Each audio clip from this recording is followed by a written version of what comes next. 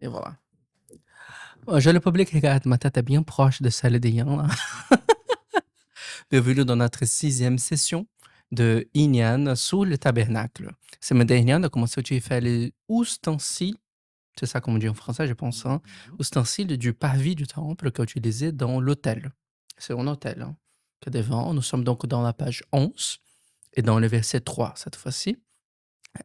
Pour tout le monde qui souhaite avoir la documentation, je suis en train de collectionner vos demandes parce qu'Ian, il vient d'envoyer la dernière version hier. Donc maintenant, je peux vous envoyer tout ce qui est nécessaire. Donc, merci pour votre patience. Si vous êtes encore intéressé, n'hésitez pas à les demander dans l'email qui va être ici en description. On est dans le sixième des 7. Donc, semaine prochaine, ça va être la dernière session. On a hâte de vous voir là-bas aussi pour la fin. Pour tout le monde qui nous a regardé également chez YouTube.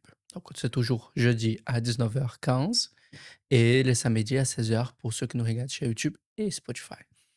Sans plus retarder non, sans plus faire du retard, tarder c'est mieux parce que retarder c'est une autre chose. Sans plus tarder, je sais. Je vais demander au professeur de sacrifier quelqu'un pour la prière. Je me mets volontiers sur l'autel. Ah voilà, il va se brûler lui tout seul. Voyons cette belle brûlure. Quel sacrifice! Oh, oh, wow! Comme il est parfait! C'était beau, un beau agneau pour sacrifier maintenant. Pour ceux qui nous regardent maintenant, priez avec nous. Et pour ceux qui vont nous voir chez YouTube et Spotify, on se voit d'ici 2 secondes. Amen. Bon, bonne session tout le monde. Alors, nous allons poursuivre avec l'autel en bois et recouvert d'airain ou de bronze qui se trouve directement à l'entrée dans le parvis. Le seul véritable instrument liturgique dont on parle dans ce chapitre. Après, il y a d'autres passages où on parle évidemment plus en détail de tout le mobilier liturgique, si on peut dire comme ça. Et donc, je rappelle, moi je monte un petit peu de page, comme il a dit, que la semaine prochaine, si tout va bien, nous allons pouvoir faire en beauté ce qui entoure ici tout le parvis et la maison du Seigneur, avec tous ces draps ici. Et ce soir, on va se concentrer sur cette partie-là qui est l'autel. Et donc, quand je rentre dans le parvis, la première chose que je vois, c'est cet autel qui doit normalement toujours brûler. Il n'est jamais éteint, sauf quand il le transportait, évidemment. Mais sinon, il y a toujours un feu qui devait être sur cet autel. Alors, je crois que la fois passée, nous avons commencé les instruments de torture qui sont ici. Alors, il y en a, ils sont pas tous de torture. Ça, oui, ça, on voit tout de suite avec les griffes ou les...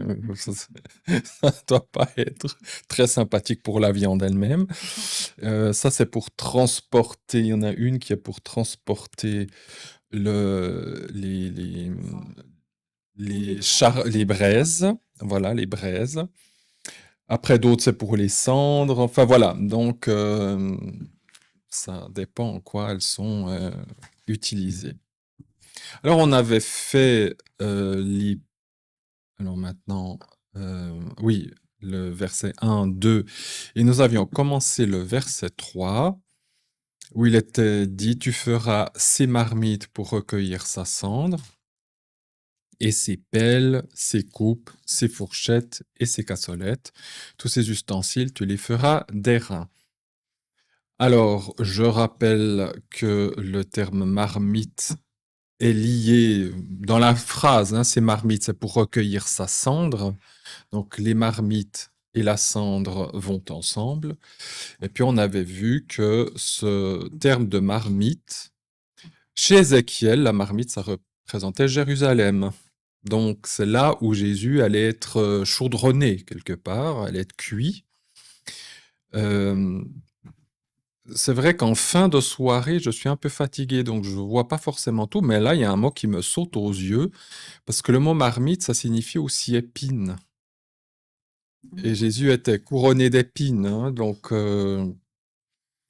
Il était bouillonné, c'est aussi quelque chose, la colère de Dieu, hein, elle bouillonne, hein. Donc Jésus était dans cette ville-là, c'est lui qui est aussi la viande, hein, qui passe par tout ça, qui est couronné d'épines. Et puis la cendre, c'est ce qu'on récupère après l'immolation, après que le sacrifice soit réduit par le feu. Et puis ce qu'il en reste, eh bien, évidemment, ce sont des cendres grasses, comme on avait bien dit, surtout quand c'est un holocauste, tout est brûlé. En général, ces animaux sont pleins de graisse, hein, pleins de graisse. Donc voilà, mais ce qui est intéressant, c'est de voir que ce mot en hébreu cendre vient d'un verbe qui veut dire avoir pour agréable, plein de sève, riche. Et Jésus, ouais. Alors avec l'hébreu, toujours tout, il y a plein de choses paradoxales.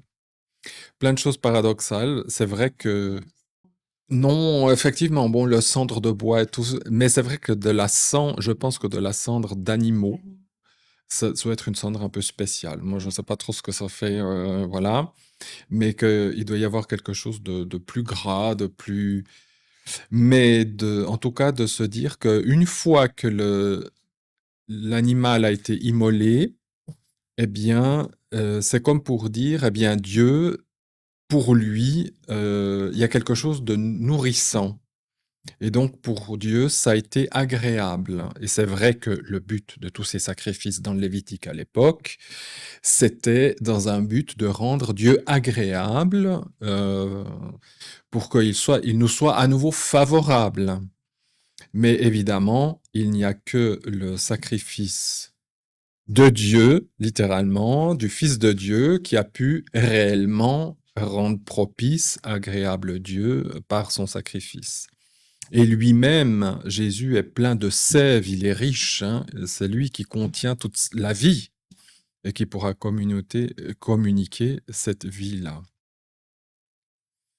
Dans le psaume 23,5, vous avez ce terme, le verbe, hein, tu as oint ou rendu gras avec l'huile ma tête. Il y a plusieurs verbes pour dire graisser en hébreu, mais c'est bien la même racine qu'on a ici, qui donne le mot cendre. Donc tu as rendu gras avec l'huile ma tête dans ce psaume 23. Quand je lis maintenant ce psaume, ça veut dire que j'ai été rendu gras de cette cendre, de cette immolation, de ce qui est resté de l'immolation. Donc, je suis huilé en quelque sorte avec ces cendres du Seigneur, et c'est ça qui donne aussi que Dieu m'est propice. Et il y a aussi un lien avec la vache rousse, cette vache rousse qui devait être complètement consumée. Et puis d'elle, la cendre qui était tirée de cette vache rousse, c'est un peu un rite bizarre. Chez les Juifs, c'est le rite le plus bizarre. Ils ont de la peine à saisir tous les sens. Enfin, ça ne veut pas dire qu'ils connaissent tout de tout, mais pour eux, dans ce que j'ai compris, l'histoire de la vache rousse, c'est un ou le point du Lévitique, enfin du sacerdoce lévitique. Bah, c'est dans le livre des Nombres. On trouve ça que dans le livre des Nombres, hein. On vous parle pas du tout ailleurs, même dans le Lévitique, de vache rousse ou quoi que ce soit. Et pourtant, c'est pour ça, c'est déjà bizarre que ça soit pas dans le Lévitique, parce que c'est le sacrifice sans lequel rien ne fonctionne. Vous ne pouvez pas. Si on a construit le temple, il y a tous les prêtres qui sont là, tout le mobilier liturgique qui est prêt à fonctionner. Il n'y a pas la cendre de vache rousse qu'on va mélanger avec de l'eau. Et puis on fait un peu comme les prêtres catholiques, après ils aspergent tout ça. Ben, ça fonctionne pas. Rien ne. C'est un rite de purification. Et sans cette eau lustrale, c'est comme ça qu'on le traduit en français, Le sacerdoce ne peut simplement pas fonctionner. Les prêtres, ils peuvent rien faire. Le temple ne peut pas être utilisé. Et dans cette vache rousse, évidemment que c'est une image de Jésus et que ben sans lui, ben rien peut fonctionner. C'est tout. Si Parce que c'est vache rousse parce que rouge, je pense que rouge c'est un trait avec le sang, puisqu'en hébreu rouge ça vient de Adam. Donc c'est le côté adamique, hein, dans la vache, une vache adamique quelque part. Elle est rousse, elle est rouge, elle est adamique. Donc il y a un symbole d'Adam là-dedans. Et puis alors c'est vrai, moi-même j'ai pas beaucoup scruté cette histoire de vache rousse, donc je peux pas. Tout ce que je peux dire, je sais que c'est sans elle, rien ne peut fonctionner. Donc cendre qu'on met dans l'eau oui, et ça elle est, purifie. c'est ça. Et cette eau, elle permet de tout purifier. Euh, mais évidemment, c'est utilisé uniquement dans les cas inauguraux, comme le temple, voilà. Donc, on va pas l'utiliser à chaque fois. Ça va être utilisé une fois, et puis ensuite, ça peut fonctionner. Et puis, il y a des cas de purification à la fin de certains péchés. Quand on a passé les temps de purification, on a aussi cette eau lustrale qu'on reçoit. Mais c'est pas à chaque. euh, selon ce que j'ai compris, les rabbins disent que jusqu'à aujourd'hui, enfin, de- uniquement sur la période où le temple a fonctionné, évidemment, c'est quand même plusieurs centaines d'années, ils ont sacrifié 6 vaches. Et maintenant, ils aimeraient avoir la fameuse vache rose pour le futur temple, et ça serait la 7e. Voilà. Oui, alors, paraît-il que oui, ils auraient trouvé la fameuse vache. Ils sont Mais je ne sais pas maintenant si ça a fonctionné ou pas. Il y a toujours un petit problème à la fin, c'est quoi? Il y a un petit poil noir ou un petit poil blanc, puis ça, non. ouais. Elle doit être rousse complète. Oh. La moindre petite imperfection, la moindre petite, là, tu me poses une question. C'est vrai qu'elle vient. Quand ils ont dressé le tabernacle, il n'y avait pas de vache rousse puisque ça vient qu'au livre des nombres. Ou est-ce qu'il. Non, il n'y a pas de. Il me semble que non, pas là. Mais faudrait. Voilà, moi Tu dis que dans Lévitique, il n'y en avait pas question? Non, c'est dans Nombre 19. On en C'est parle très que dans. bizarre quand même. Oui, c'est bizarre alors que c'est quelque chose de fort important dans le processus. Il faudrait relire le texte. Moi, je parle ça comme ça. Je veux pas dire de bêtises. Oui. Mais on peut lire Nombre 19, ou vous pouvez lire Nombre 19. Ah, bonjour.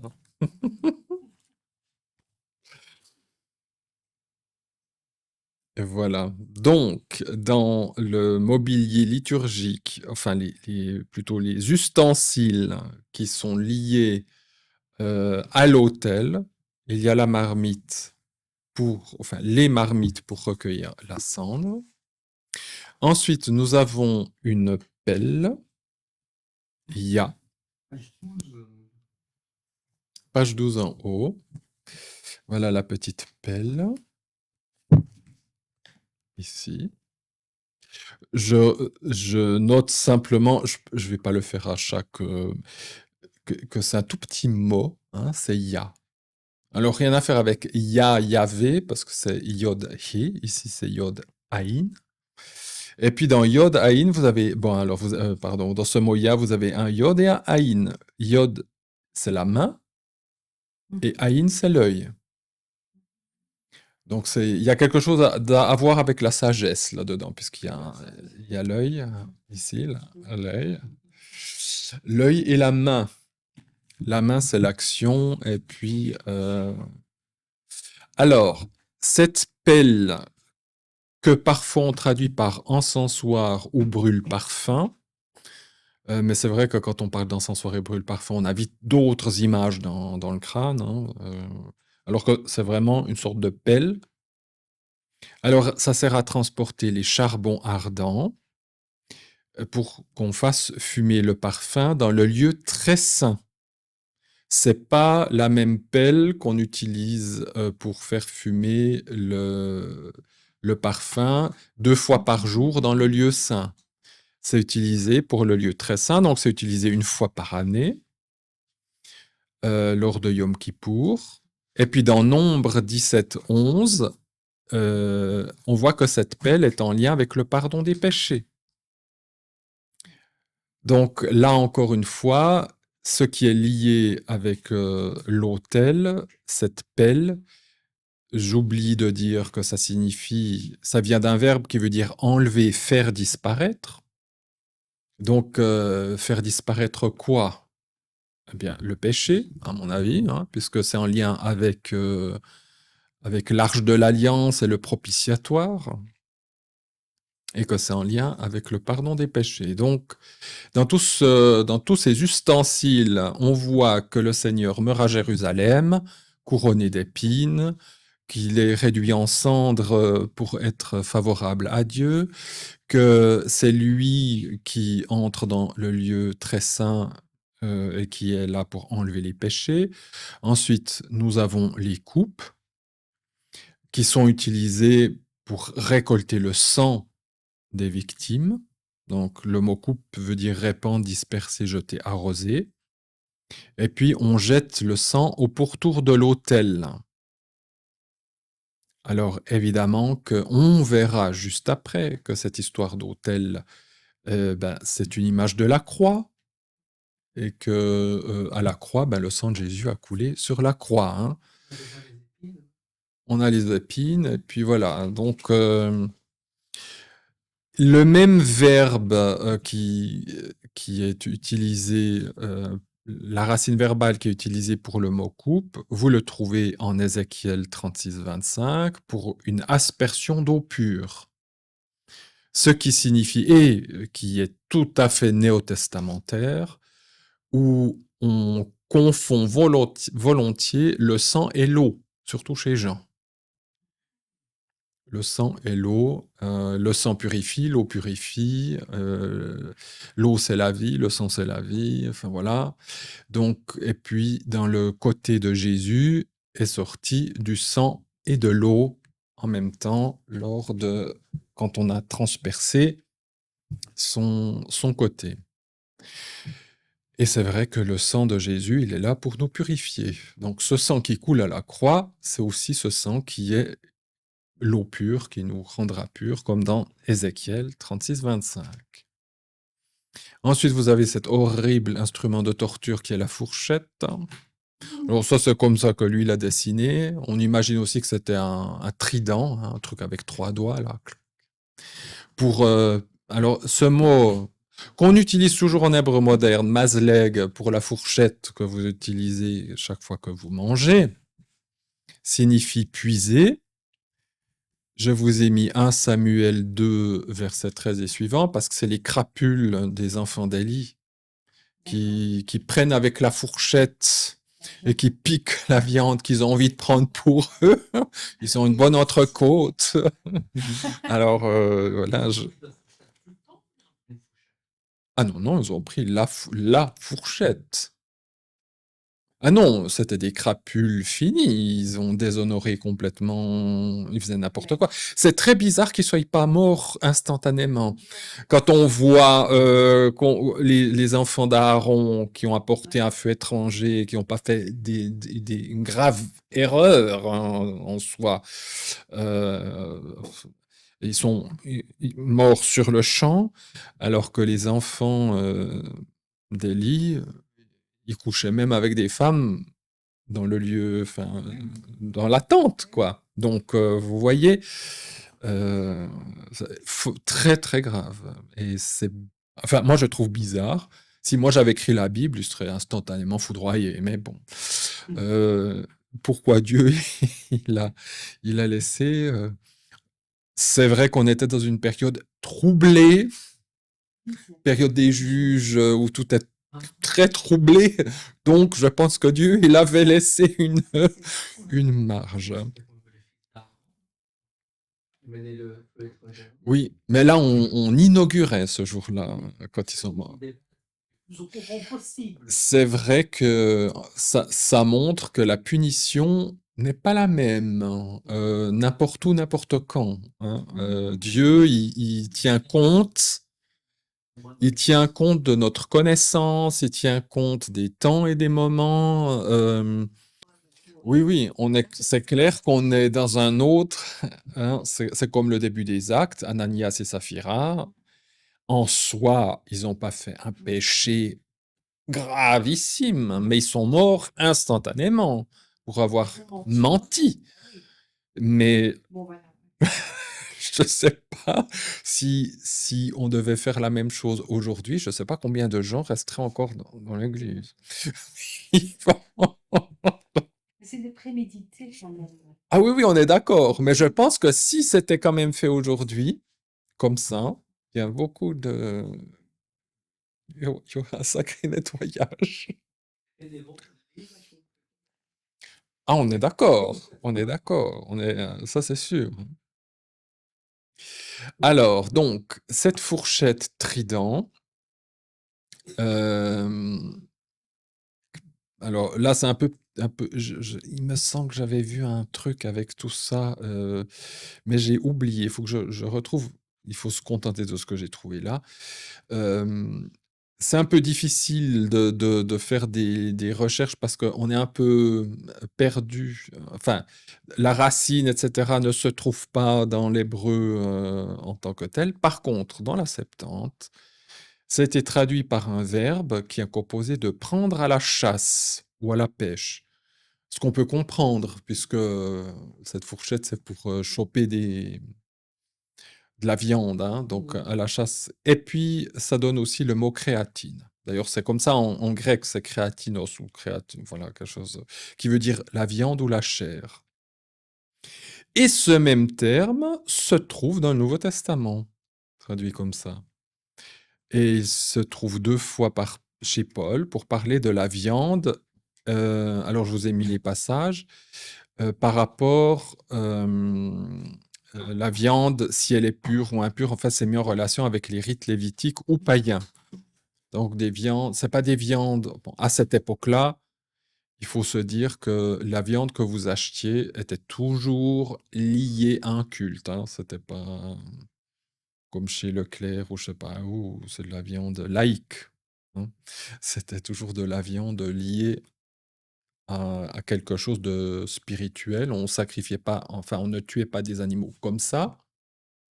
On tuait toujours parce qu'on donnait un sacrifice. Donc toutes les viandes qu'on achetait à l'époque, elles étaient toujours dédiées à une divinité. Mais peu importe, ce qu'on veut voir ici, c'est que c'est lié à un don à un dieu.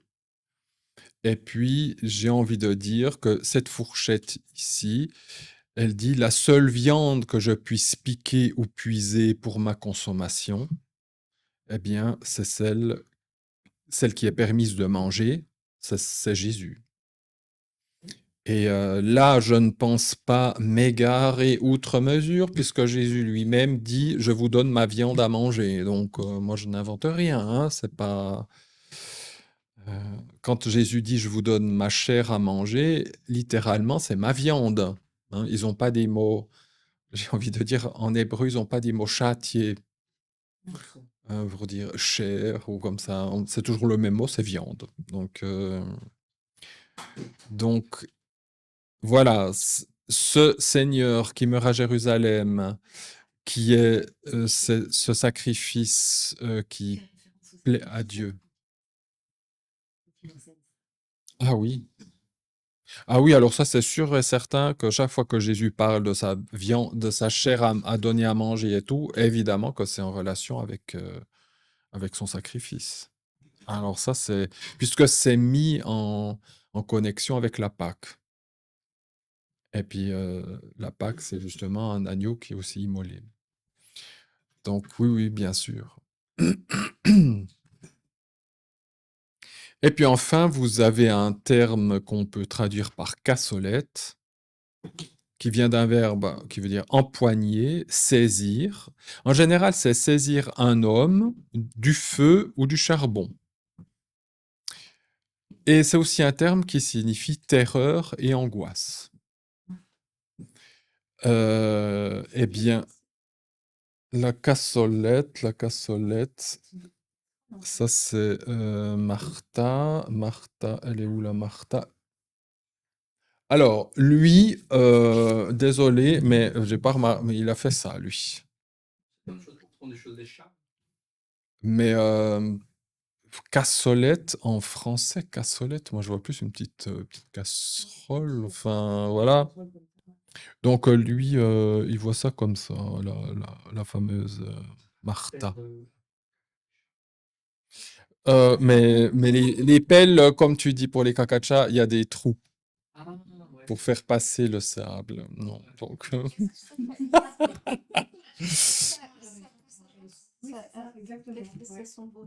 Alors justement, on va voir, hein. Et là, il y a plusieurs significations dans ce terme-là. Déjà, le fait de saisir, de prendre. Et puis l'autre côté, la terreur et l'angoisse. Alors, je vous ai mis plein de petits versets et que je dois aussi vous dire, il faut corriger parce que... non, pas là, c'est pas encore trop affreux, parce que je deviens dyslexique. Donc, puis quand je vérifie, je suis là, mais je vois pas du tout le lien. Alors je dis, est-ce que ça serait pas 26 au lieu de 16? Ah oui, tiens, ça va, bon. Alors, normalement, tout fonctionne. Alors, j'en ai choisi quelques-uns. Vous avez Proverbe 25, 22. Parce que j'ai envie de dire, cette cassolette, elle vient tout à la fin de la liste. Et c'est comme un résultat. Alors, moi, ce qui me saute aux yeux avant d'en parler comme ça, parce que j'ai pas de verset à proposer, mais simplement des associations d'idées. Il y a quand même quelque chose dans tout ce que l'on voit, Jésus, puisqu'on parle toujours de Jésus qui est mis sur l'autel. Alors oui, on voit les épines au début, qu'il est à Jérusalem, qu'il est favorable, que c'est lui qui enlève le péché dans le lieu très saint, qu'il donne son sang, que c'est la fourchette dans laquelle je peux puiser, c'est la seule viande. Mais il y a quand même un aspect qu'on ne voit pas tellement dans tout ça, c'est la souffrance. Et quand je vois empoigner, saisir, terreur et angoisse, il y a quand même un verset qui me dit il a été saisi par l'angoisse. Donc Jésus a subi ça quand même. Il a quand même été déjà là, dans le jardin de Gethsémane, et puis sur la croix, ça devait être l'horreur, cette séparation, cette déchirure avec son père. Donc, c'est aussi quelque chose, toutes ces choses-là, à part la fourchette, elles sont toujours pour récolter. Et j'ai envie de dire que son père, c'est aussi comme s'il avait récolté ça. Parce que je pense qu'il a toujours, il a tout ce que son fils a fait, il l'a récolté comme un trésor quelque part. Mais les versets que je vous ai posés, par exemple Proverbe 25, 22, il y a un passage un peu bizarre, c'est que on parle de charbon ardent que tu empoignes sur la tête de celui qui t'ennuie. Quand il y a quelqu'un qui nous ennuie et puis qu'on lui répond favorablement, dans ce passage, il est dit, ben, c'est que tu lui mets des charbons, tu empoignes des charbons ardents que tu mets sur sa tête. Et puis, ça, c'est aussi rapporté dans Romains. Paul, il, il en parle aussi. Et il y a plein de gens qui essaient de trouver des explications. C'est quoi ces charbons ardents que tu mets sur sa tête? Alors, c'est une image évidemment, mais si moi je mets des charbons ardents sur quelqu'un ou que j'ai des charbons ardents sur ma tête, je pense que c'est très dérangeant. Mhm. C'est pas, ça doit pas être quelque chose de très agréable hein, de recevoir. Peut-être, peut-être. Et j'ai un psaume. Faut que je- Parce que je ne l'ai pas écrit à côté. Le psaume 140. Psaume 140, verset 9. 9 et 10. Parce qu'on utilise les mêmes expressions. Psaume 140. Ouh, ah oui. Ben, j'avais pas vu ça. À côté du psaume 140, je vois Hitler. Merci, hein. Oui, mais Après. je sais pas si on. Ah, ça va. Ah voilà. Alors, à côté du psaume 140, je vois le petit moustachu des années 40, 30 et 40. En fait, c'est les Juifs, hein. Ils disent que ce psaume 140 lui est destiné. Ouais. Mhm. Oui, parce que c'est délivre-moi de l'homme mauvais, préserve-moi de l'homme violent qui médite le mal dans leur cœur tous les jours. Ils s'assemblent pour la guerre. Ils s'affilent leur langue comme un serpent. Enfin voilà, ça c'est assez terrifiant.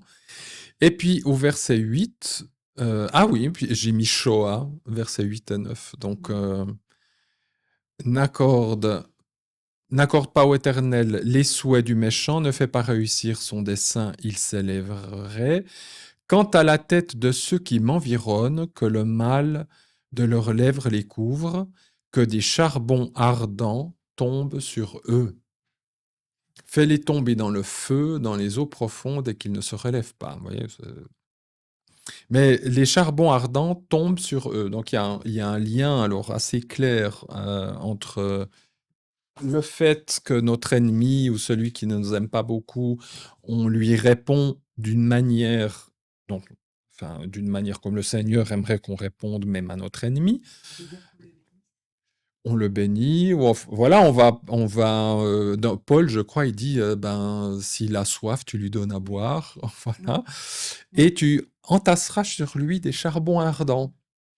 Donc là, dans le psaume, on dirait que c'est consommé, hein, que des charbons ardents leur tombent dessus qui crament, quoi. Euh, mais le fait de mettre des charbons ardents sur la tête, c'est comme s'ils recevaient déjà un propre jugement. Que eux-mêmes se disent, il y a quelque chose qui cloche. Justement, c'est dérangeant. T'es là, quand toi tu fais le mal, tu t'attends à ce que l'autre te réponde par le mal. Enfin, et puis là, dans ta tête, logiquement, tu dis oui, c'est logique.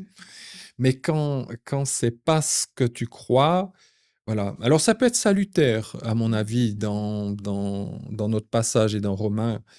À la fin, les charbons, si on ne prend pas garde aux charbons, ben, on tombera dans le feu pour finir. Alors, ces histoires de charbon ardent, par rapport à ce que nous voyons là, par rapport au sacrifice de Jésus, moi j'ai envie de dire que tous ceux qui ont été confrontés à ce que Jésus a fait, en premier lieu déjà ceux de son époque, et qui n'ont pas voulu de Jésus, qui ont rejeté Jésus consciemment, qui ont dit toi t'es pas le Messie, etc. Moi je dis ils se sont aussi ramassés des charbons ardents. Ils se mettent sur eux-mêmes des charbons ardents. Sadducéens, voilà. Alors c'est vrai que les Sadducéens ont littéralement, en 70, ils ont littéralement brûlé dans leur propre maison. C'est vrai, le jugement des... Donc les Sadducéens, c'était les chefs du temple, hein. Ils n'ont pas été, comment dire, pris prisonniers et puis emmenés à Rome comme ça. Leur jugement a été qu'ils ont été brûlés dans leur propre maison. Caïphas était un Sadducéen. Oui, c'était une famille, la famille de Caïphas, c'était une des pires familles sadducéennes. Mais ils étaient tous horribles, hein. C'était tous des pourris. Les 5 familles sadducéennes étaient tous détestés de tout le monde et haïs de tous. Et puis, oui, oui, c'est tout à fait ça. Sadducéens ne croyaient que dans la Torah de Moïse, ne croyaient ni aux anges, ni à la résurrection, ni au monde à venir, enfin rien du tout. Oui, oui. On en parle un peu, mais comme c'est pas littéral, voilà, il n'y a pas le mot résurrection. Donc voilà, les Sadducéens, dans mon prochain livre que je suis en train de faire, voilà, je mets en parallèle et je pense avec grande justesse les Sadducéens comme les protestants libéraux. C'est tout à fait la même. Ils ont les mêmes les mêmes réflexes, j'ai envie de dire. C'est vraiment alors copier-coller, hein. Voilà. Oui, oui, mais il y a pas il y a rien de nouveau sous le soleil, hein. Donc oui, alors c'est sûr que ça sera aussi pour le temple, hein. Donc oui, donc oui. C'est vrai que chronologiquement, parce que chronologiquement, Exode, le livre d'Exode, ben c'est juste après la sortie d'Égypte. Le Lévitique, c'est avant le grand pas, avant de vraiment partir. Puis Nombre 19, c'est quand même à la fin des 40 ans. Enfin, on arrive à la fin des 40 ans, Nombre 19. Bah, tu vois, ça fait très longtemps que j'ai pas relu. Et alors, on est de nouveau dans les paradoxes, hein. Mais ce qui est ultra saint nous rend impurs. C'est comme ça. Ce qui est ultra saint, un livre de Torah, si je le touche, je suis impur. Pour ça que ils ont toujours un doigt en argent, les rabbins. Ils ne peuvent jamais toucher pas le papier, c'est du parchemin. Les rouleaux, ils peuvent toucher, mais jamais ils ne peuvent toucher directement avec les doigts l'écriture ou le parchemin. Ça les rend impurs. Alors que la Torah est pure. Et ça, c'est les paradoxes, de nouveau, de toutes ces conceptions bibliques. Ce qui est ultra saint nous rend impurs, nous détruit, nous rend. C'est ça. Et Dieu, ben, si je vois Dieu en face, qu'est-ce qui se passe? Ben, je suis cramé, quoi, je suis brûlé. Et donc, c'est vrai que Jésus, on l'a regardé, mais quelque part, ça serait à creuser, moi je ne veux pas maintenant dire, mais quelque part, tout a été rendu impur, en le voyant, touchant, parce que celui qui est mort à la croix, c'est pas un simple homme, c'est Dieu lui-même. Et en fin de compte, sans accepter par la foi ce qu'il est, etc., qui viendra plus tard, hein, parce que là, sur le moment, tu te dis, qu'est-ce qui se passe? Quoi, ce juif? Voilà. En tout cas, ah oui, mais ça serait un truc qu'il faudrait creuser tout d'un coup. En plus, c'est 10 versets. Oui, en plus, c'est 10 versets, peut-être pour juillet. Je sais pas. C'est vrai que moi, j'ai jamais creusé cette histoire de vache rousse. C'est la dernière chose, hein. De ce que j'ai compris, c'est la dernière. Ils ont tout. Tout le reste, ils ont. Ils ont refait le parfum interdit. Ils ont les couleurs bleues, un peu tout. Ils savent tout comment faire ça. Ils ont les instruments, ils ont les habits, ils ont tout le mobilier liturgique. Tout est là, à part l'Arche de l'Alliance. Il manque que la vache.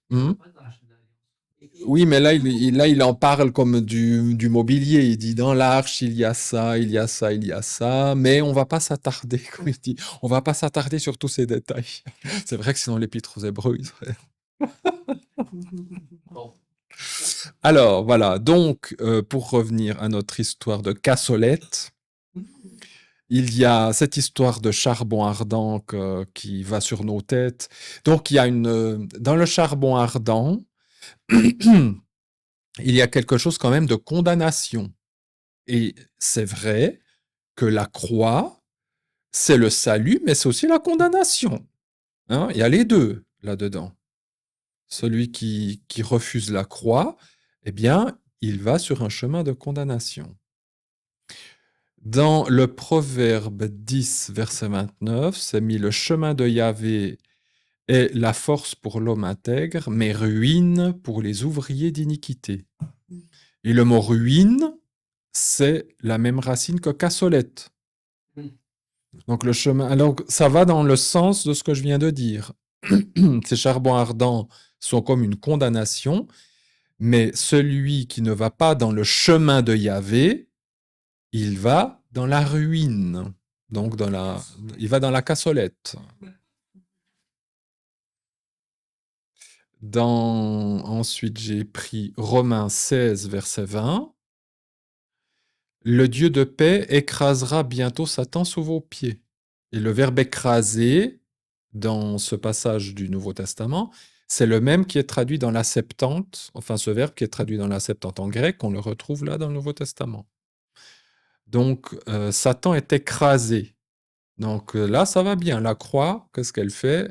Elle écrase Satan. Donc elle cassolette Satan. Elle ruine Satan.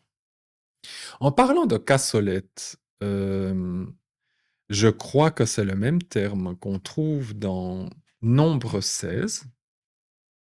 C'est un texte qui m'a impressionné parce que c'est le premier texte en hébreu que j'avais traduit quand j'avais appris l'hébreu.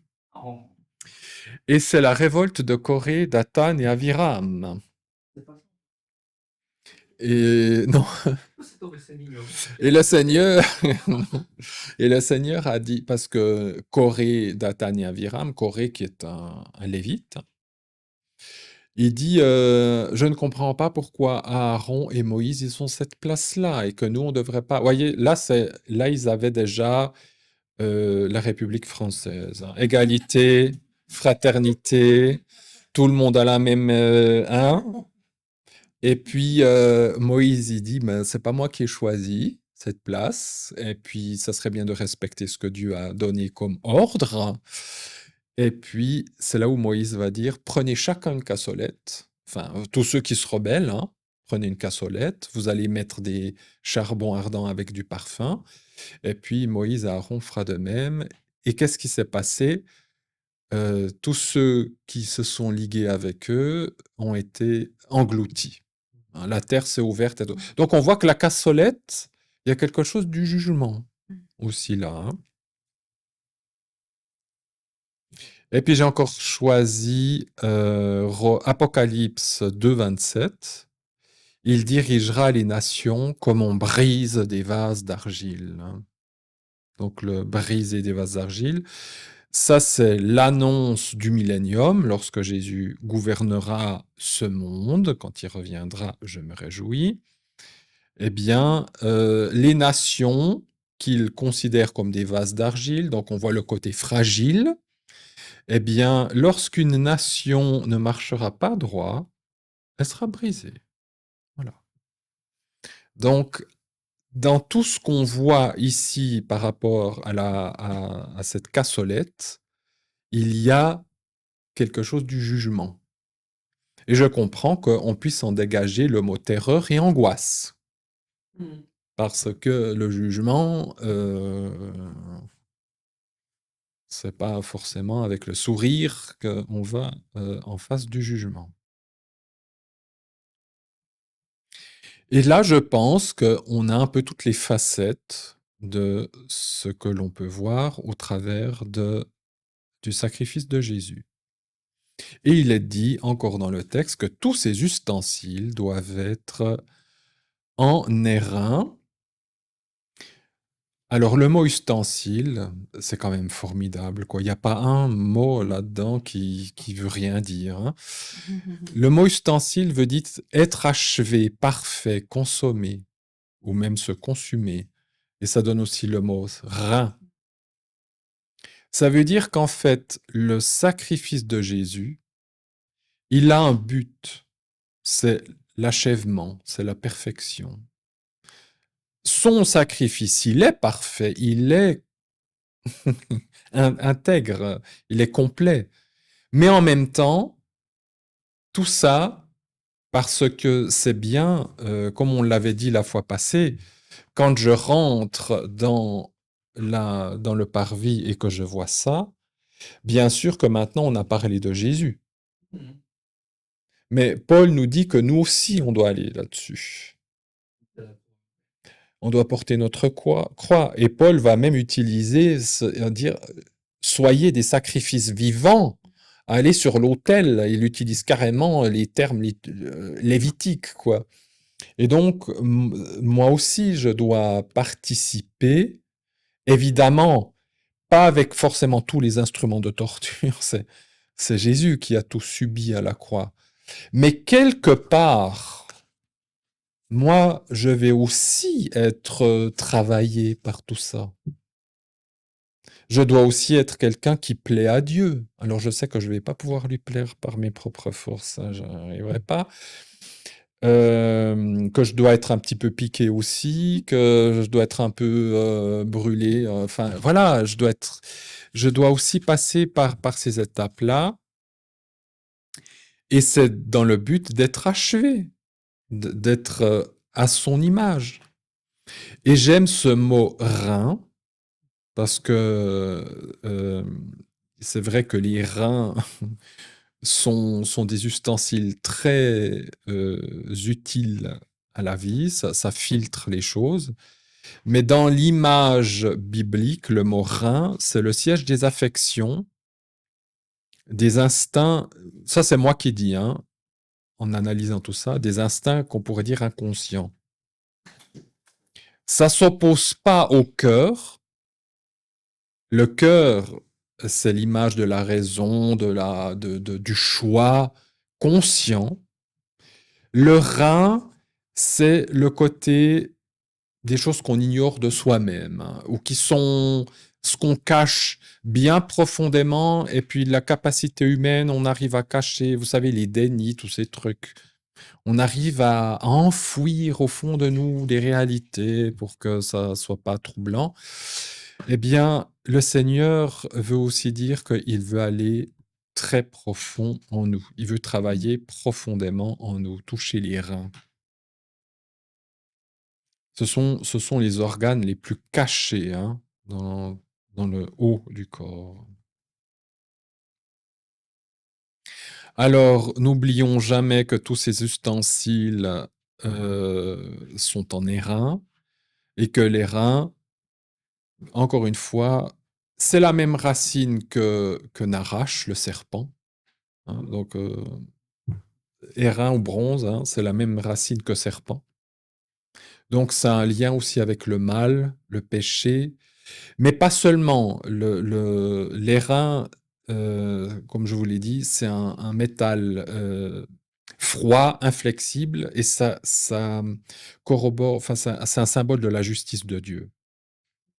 La justice de Dieu, elle n'est pas gentille, hein, ni méchante. Elle est juste, absolument juste. Il n'y a pas de oui, oui, là je prends compte quand même que tu as un jour eu une mauvaise petite parole de ton papa ou de ta maman. Alors non, il n'y a pas tout ça. Ce que tu as fait, c'est mal et ça mérite jugement. Il n'y a pas d'excuse. Voilà. Alors, ça n'enlève pas la grâce de Dieu, qui est autre chose, et qu'on verra encore mieux quand on fera le tour du parvis, où il y a de l'airain et de l'argent. Il y a le salut, hein, mais l'airain, ici, ça montre que Dieu, lorsqu'il a jugé son fils, qui lui n'avait rien fait, Dieu n'a pas été avec le dos de la cuillère, comme on dit en français. C'était très sérieux. Et Jésus a dû prendre sur lui la colère de Dieu, intégrale. Hein. Oui, oui, tout est fait en bronze parce que ça résiste aux hautes températures. Flexible, c'est que ça se plie pas. Le bronze, ça, c'est pas un métal. Voilà, c'est très dur. Enfin voilà, c'est un métal bien spécifique. Voilà, oui, avec le péché, c'est ça. Dieu ne peut pas être complaisant. Il n'y a pas de complaisance. C'est pas possible. Le péché, c'est la mort. C'est ça. Non, non, il n'y a pas de... Alors, la miséricorde, elle est, on peut dire, à côté. Il y a la justice inflexible. Le péché doit être considéré comme tel. Mais la miséricorde, elle est dans le Fils. Je donne mon Fils sur lequel je vais poser l'intégralité de ma colère. S'il n'y avait pas eu le Fils, ben voilà, c'était fini. Pour tout un chacun, personne ne pouvait être sauvé. Et le Fils, il a l'argent qui pourra après ensuite nous payer. Donc la miséricorde de Dieu, l'amour de Dieu, elle est dans l'envoi de son Fils. C'est dit dans Jean. Jean, il parle beaucoup de ça, dans son évangile et dans son épître, la première épître surtout. La miséricorde de Dieu, c'est dans l'envoi de son Fils. Mais Dieu traite le péché avec la plus grande rigueur. Il n'y a pas de... Il n'y a pas de concession. C'est vraiment... C'est pour ça que si je faute, si je pêche, je ne peux pas avec Dieu dire oui, mais bon, j'avais pas vu, gna gna gna. Merci Seigneur que tu as payé pour moi à la croix. Je dois amener mon péché à Dieu comme il est. Et puis rien cacher, vouloir essayer de magouiller. Le péché te déplaît. Et ce que j'ai fait mérite sanction, mais ton fils a pris la sanction. Donc merci Seigneur. On peut pas, voilà. Le péché, c'est le péché. Et Dieu déteste le péché. Et ça doit être condamné avec la plus grande vigueur. Mais il y a la miséricorde, il y a la grâce dans le Fils, par le Fils. Et puis, c'est parce que lui, il a subi cette grave colère que moi, je peux être dans la miséricorde.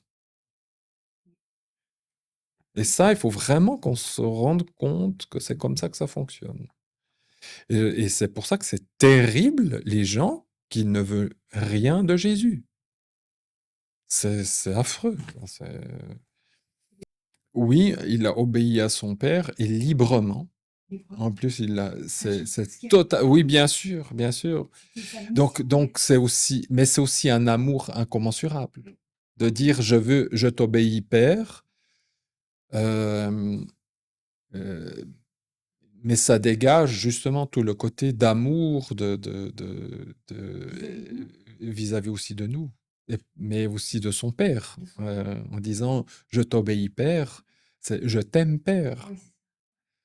Donc et puis en plus de savoir que ça a été fait totalement librement, le Père n'a rien forcé, il n'a pas dit tu dois. Oui, cette relation entre le Père et le Fils, et puis ça découle sur nous. C'est ça qui est.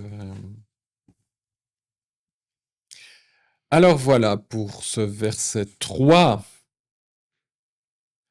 Donc je pense que vous ne verrez plus tous ces ustensiles. Oui. Et tu lui feras une grille, ouvrage de treillis d'airain, et tu feras sur le treillis 4 anneaux d'airain sur ces 4 extrémités. 4 extrémités, il n'y a pas de liaison.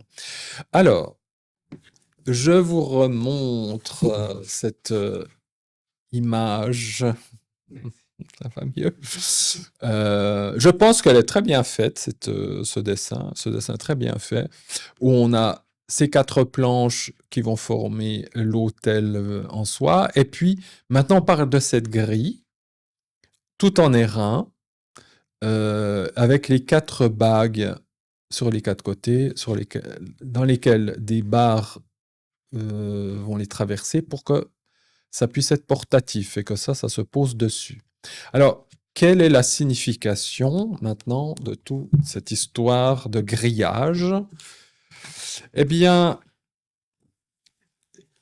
quel est le but du sacrifice de Jésus? Alors, je vous dis juste que l'autel n'est qu'une boîte vide formée de 4 planches, on verra ça au verset 8. Et le mot grille signifie être nombreux, multiplié. Alors, symbole de la multitude, Jésus est mort pour la multitude. Dans le grillage, on voit déjà que il y a de nombreuses personnes qui vont s'y associer. Ça doit être une œuvre, littéralement une œuvre de filet, hein, puisque le mot grille, ça veut aussi dire filet. Et puis donc le but de la grille, c'est d'être un filet. Et ce mot grille ou filet, pardon, il y a le mot grille et il y a le mot filet. C'est deux mots différents. Treillis, voilà, moi j'ai traduit ici par treillis, ce qui va mieux pour du métal que filet. Mais le mot treillis se traduit aussi par filet.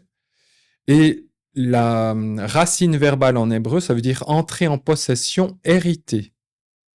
Ou son contraire, être dépossédé. Parce qu'en hébreu, le même verbe peut dire hériter ou son contraire, être dépossédé de ce qu'on a hérité.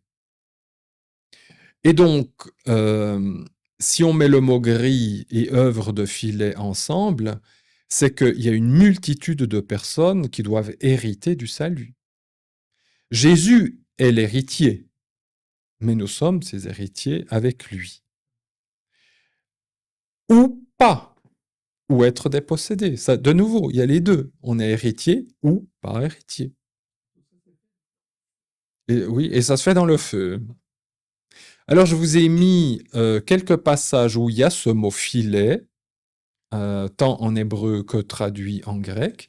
Dans Jean 21, 11, c'est le fameux passage où, après la résurrection, les disciples retournent à la pêche. Et puis ils voient Jésus, et puis Jésus dit, mettez le filet, nanana. Et il récolte 153 gros poissons. Chiffre éminemment symbolique, évidemment. Là, on pourrait faire un peu de guématrie. Mais quel est le 153e mot de la Bible? Non, le 153e mot de la Bible, c'est Tov. C'est bon. Voilà. Donc, j'ai compté moi-même. Tov, bon. Et en français, ça serait TOV. Oui. Mais en hébreu, c'est tête, vav, bête. Et puis, tête, vav, bête. 9, 6, 2. 9 plus 6 plus 2, je vous laisse calculer. Oui? Ah ben oui! Aïe, mon Dieu! Ah, c'est pas vrai! Ah mais oui, c'est vrai! Parce que 153, c'est le nombre triangulaire de 17.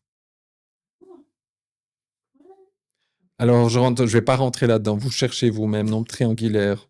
Un nombre triangulaire, c'est que, je sais pas, vous prenez n'importe quel chiffre, le nombre triangulaire de 3, c'est-à-dire vous mettez 3 petits points là, puis après vous mettez 2 points, puis 1 point. Enfin, vous faites un triangle. Ben, ça fait 1, 2, 3, 4, 5, 6. C'est 3, 6, c'est le nombre triangulaire de 3. On passe des 3 et après... Puis après, 3, 2, 1. Oui, il faut que ça fasse un... Moi, j'arrive pas à le faire de tête ou des trucs comme ça. Alors là, tu fais 17 points. Tu fais 17 points. Puis après, ça fait 16, 14, 15, 14... nanana. Puis après, ça fait... Puis quand vous comptez tous les petits points, ça fait 153. Alors, ce nombre triangulaire, je sais que c'est utilisé depuis l'Antiquité pour des mathématiques, mais aussi pour des formes, pour de l'art, enfin tous ces machins, hein. Et puis, ce qui est intéressant, bah justement, ça je le sais de tête parce que je l'avais étudié, 153, le nombre triangulaire c'est 17, ou 17 c'est le nombre triangulaire, voilà, 153 et 17 ont un lien, et c'est quand même fou que le 153e mot de la Bible, c'est Tov qui vaut 17. Non mais franchement... Franchement, moi j'aimerais bien. Moi je suis nul en maths, c'est pas vraiment mon rayon. Ouais, je dois tout faire avec la machine à calculer, hein, c'est une horreur. À la caisse, je me trompe 2 fois sur 3 quand je dois donner l'argent. C'est une horreur, j'ai honte. Voilà. Et je me dis, mais si on verrait la Bible seulement avec les chiffres, moi je suis sûr que ça doit faire des trucs de fou. Ça doit faire des harmonies mathématiques. La Bible, elle doit faire des harmonies mathématiques. C'est Tov, oui, justement. Si j'additionne tête, vav, bête, ça fait 17. La guématrie, ça fait 17. Voilà, c'est simplement pour vous dire que ces 153 gros poissons, pour y revenir, ça représente tous les sauvés. Ésaïe 8,14, il est dit que Jésus est le rocher qui est un filet et un piège pour les habitants de Jérusalem et d'Israël. Donc, vous voyez, il y a le côté positif et le côté négatif. Jésus est un filet. Et puis, vous avez Matthieu 13, 48, pour ceux qui avaient vu à l'époque avec moi les paraboles de Matthieu 13. C'est la parabole des poissons, quand il y a les anges qui viennent avec un filet, ramasser les poissons et disent, il y a des poissons pourris et des poissons bons. Donc, le sacrifice de Jésus, là, il concerne tout le monde. Et puis le sacrifice de Jésus, ben, il sauve ou il condamne. Ça, voilà, hein, Donc la multitude est concernée. On peut entrer en possession ou être dépossédé de sa possession. Vous avez 4 bagues. Alors, ce mot bague ou anneau, on l'a vu plus haut, ça signifie l'alliance. Et aux 4 extrémités, et le mot extrémité veut dire couper, trancher, détruire, juger, mettre fin. Donc, ça corrobore ce que je viens de dire. C'est que, et on rappelle que le chiffre 4, c'est pour toute l'humanité, hein, c'est les 4 saisons, les 4 points cardinaux, etc. Et donc, le sacrifice de Jésus, il est venu pour trancher, pour détruire les œuvres du diable, pour juger. C'est dans Jean, hein, celui qui accepte Jésus est déjà jugé, celui qui ne l'accepte pas, la colère de Dieu demeure sur lui. Enfin voilà, et vous aurez certainement, vous, dans votre tête, plein d'autres passages. Donc ça, c'est la grille sur laquelle la bête est posée et est immolée. Ensuite, verset 5. Et tu le donneras sous le contour de l'autel depuis le bas, et le treillis sera jusqu'à la moitié de l'autel.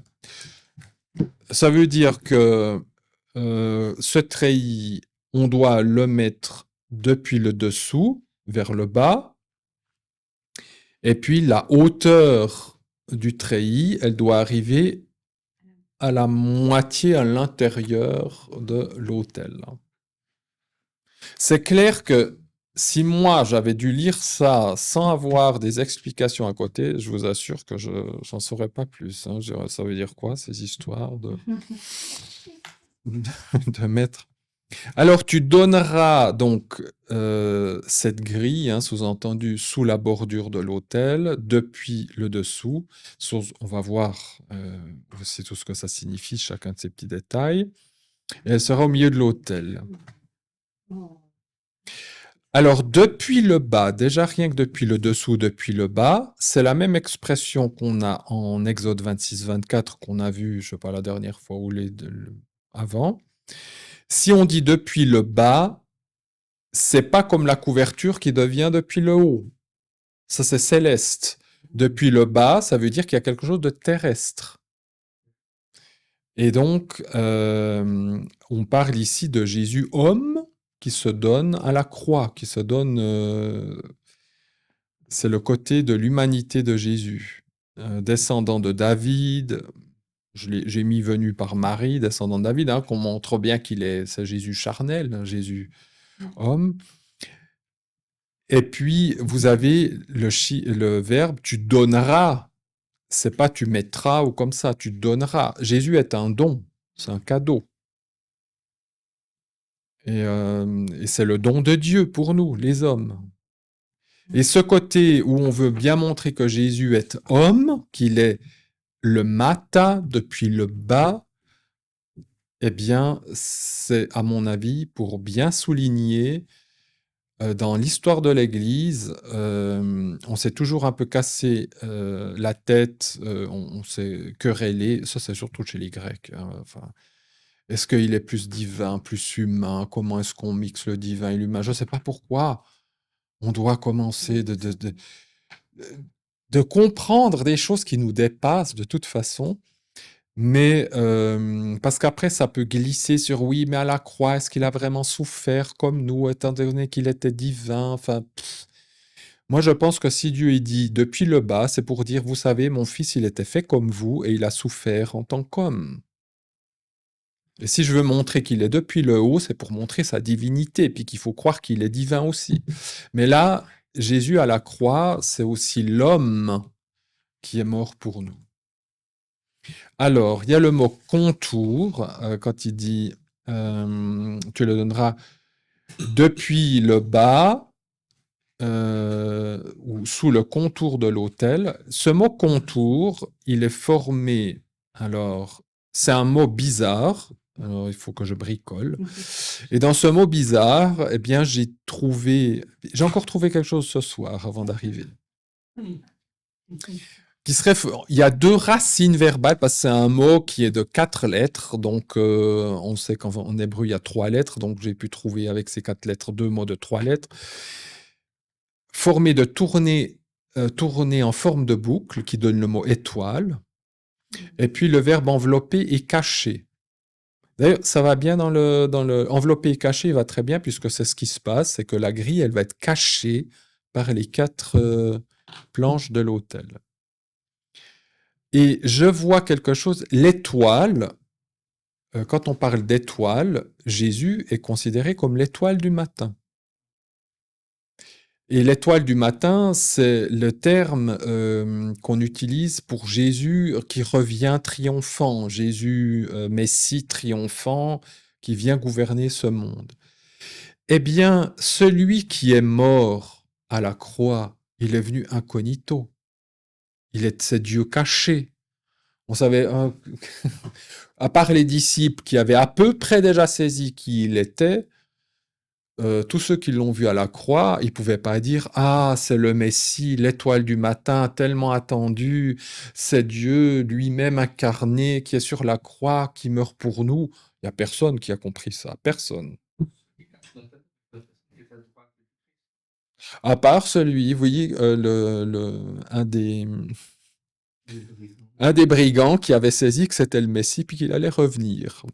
Mais je ne pense même pas que le brigand savait que c'était Dieu incarné, etc., etc. Ça, c'est sûr. Mais c'est fou. Alors, sa maman, mais je ne pense pas que sa maman pensait que c'était quand même Dieu incarné. Oui, oui, c'est vrai qu'à un moment donné, Marie, je pense qu'elle a compris que c'était un miracle ce qu'elle a vécu. Qu'il soit le Messie, ça, je pense que là, elle avait à peu près saisi. Mais je pense que aucun, ni même notre Myriam bien-aimée, elle avait compris que c'était Dieu incarné. Moi, je pense que c'était pour eux un miracle de Dieu qu'il a réussi à faire enfanter quelqu'un dans son sein. Mais de dire que c'est Dieu lui-même, je ne sais pas si elle aurait survécu à cette idée, si elle l'avait su. C'est Dieu qui est dans mon sein. Je ne sais pas comment voilà. C'est sûr que, en plus, dans la conception juive, le Messie, déjà à cette époque et jusqu'à nos jours, il faut bien comprendre que chez les Juifs, le Messie, c'est un homme. Un homme. C'est pas une incarnation divine, hein, jamais. Donc, à cette époque-là, c'était pas différent. Quand les disciples ont dit, Pierre a dit, tu es le Messie, ça ne veut pas dire tu es le Fils de Dieu, Dieu lui-même incarné en homme. Ça ne veut pas dire toutes ces confessions qu'on aura après, que Paul, enfin les disciples et Paul vont développer. C'était vraiment, ah oui, t'es le Messie, t'es celui qu'on attend, etc. Mais de là à dire, tu es Dieu incarné, oui, oui, oui, oui. Alors Paul, lui, il a dû avoir un petit moment de choc à méditer. Ah non, non, ça c'est clair. Ah, mais ça c'est sûr, hein. Ça c'est sûr. Donc ça, c'est quelque chose qui n'est pas évident, surtout pour un juif. C'est peut-être la chose la moins évidente pour eux. Et donc, on voit qu'il y a dans ce contour, on voit le plan secret de Dieu qui n'est pas visible. Une fois que, j'ai envie de dire, nous, là, on voit la grille parce que c'est désolidarisé. Mais quand ça c'est dessus, comme ici, tout nous est caché. On ne sait rien de... Nous, on voit que ça. On voit les quatre coins, on voit les cornes, on voit le feu, on peut sentir peut-être l'odeur, mais on n'a aucune idée de ce qui se passe là-dedans.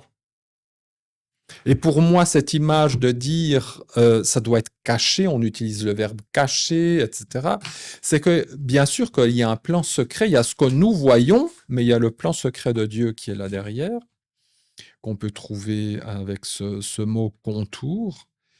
Et puis, ce que je vois aussi, c'est que, et ça va être confirmé juste après, ces 4 planches qui sont mises ensemble, pour moi, ça représente la croix de bois, et la grille, c'est bien sûr plus Jésus. La grille représente Jésus, qui est l'héritier, qui est celui, la bête va dessus, etc. Et puis ça représente la croix. Et ce qui est aussi remarquable, c'est que Dieu aurait pu dire, tu fais un autel d'une pièce. Tout est d'une pièce.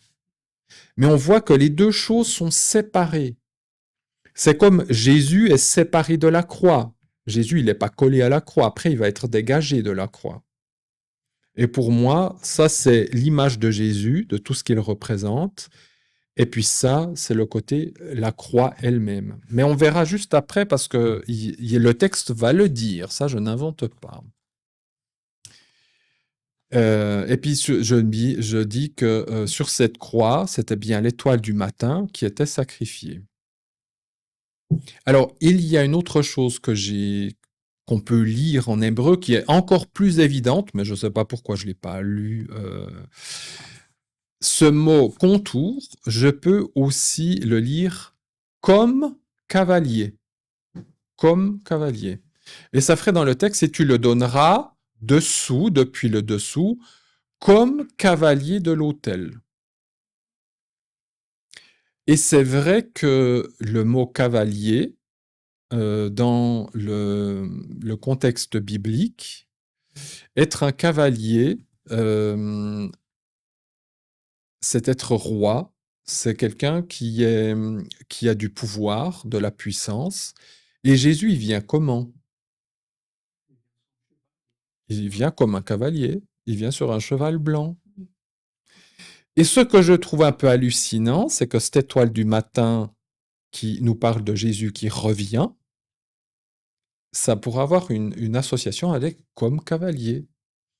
C'est en fait celui qui est sacrifié, c'est le cavalier, et un cavalier, c'est pas n'importe qui. À cette époque-là, quelqu'un qui marche sur un cheval, c'est quelqu'un qui a du pèse, mais qui a un haut rang. Et c'est vrai que celui qui a été crucifié, c'était l'homme le plus riche de l'univers, hein. C'était juste Dieu sur terre, hein. Et c'est comme ça qu'il revient en tant que cavalier. Et puis, il est dit que le treillis sera jusqu'à la moitié de l'autel. Je vous avais dit la dernière fois que chaque fois qu'on a le mot moitié, demi, moitié, c'est qu'il y a un manque. Alors, c'est ce que je mets tout à la fin un petit peu de mon truc. Jésus, c'est vrai qu'il est mort à la croix pour nous, mais il n'est pas mort pour vivre tout seul. Il veut nous associer à lui. Donc je trouve que dans ce mot moitié, même lui dit, moi je trouve que je suis qu'une moitié. J'ai envie de vous, quoi. J'ai envie que vous vous associez à moi. Et c'est vrai que l'épouse, c'est l'autre moitié de Jésus. Alors le mot moitié signifie, au milieu, hein, moitié, tranché, divisé, partagé.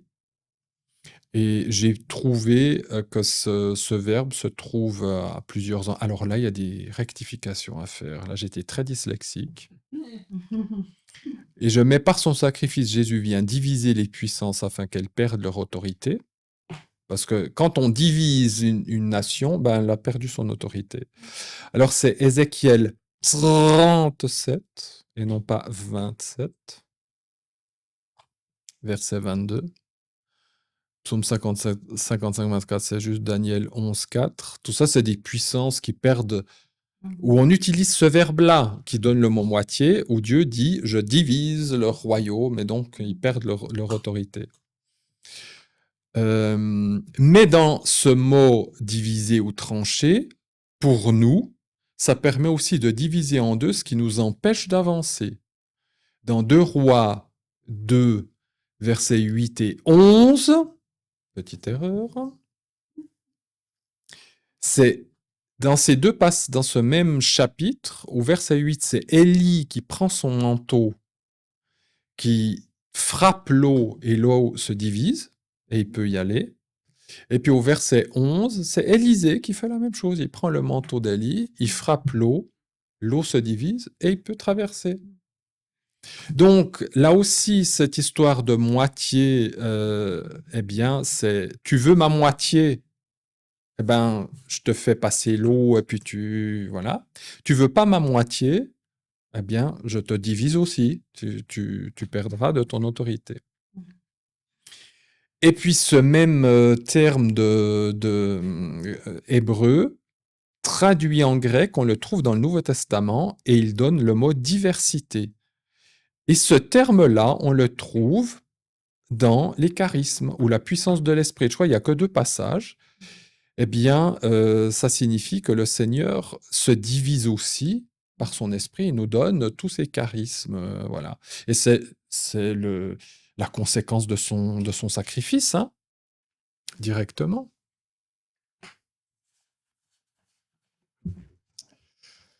Alors, mais je suis très content parce qu'on va arriver au bout.